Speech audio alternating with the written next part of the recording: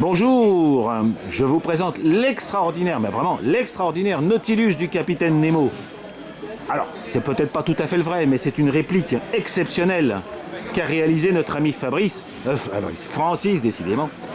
Et je profite du calme pour lui demander de nous ouvrir les entrailles du bébé. Parce que c'est quand même quelque chose d'extraordinaire. Et après, tu vas nous rappeler combien de temps tu as mis pour faire ça et comment tu as fait ça. Bon, il y a tout un display, mais je ne vais pas lire, j'ai la flemme de lire. Donc, tu arrives à enlever quelque chose, une clé ici. Et hop. Donc, alors, raconte-nous un petit peu l'intérieur, là. Oh, bah c'est très simple, hein. En fin de compte, c'est pas très sophistiqué. C'est un bateau qui fonctionne, disons, en semi-dynamique. On a des ailerons. Les ailerons sont ces magnifiques pièces ici de laiton. Voilà. Extra. Là, non, l'arrière ne bouge pas. L'arrière, il est juste pour la beauté. Ça fonctionne aussi. Oh là là là là là là.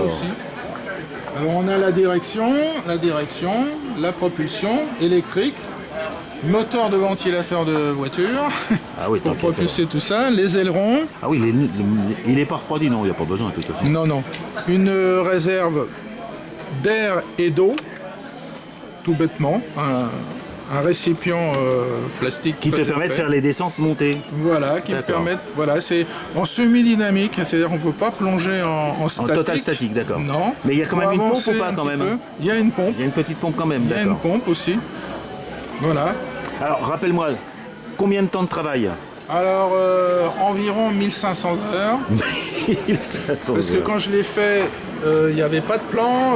Bon, il a une vingtaine d'années, ce bateau. Hein. Parce que même les vitres sont... On voit derrière, il y a des cartes. Derrière la vitre, on voit une carte. Oh, c'est fou.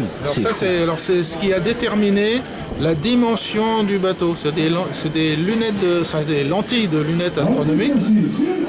D'accord. Et c'est ce qui a déterminé la dimension. Donc, quand j'ai commencé à faire le plan...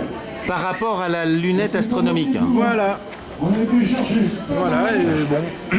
Bon bah écoute, j'espère qu'on le posera tout à l'heure dans l'eau quand même parce que j'aimerais en refaire un petit clin d'œil.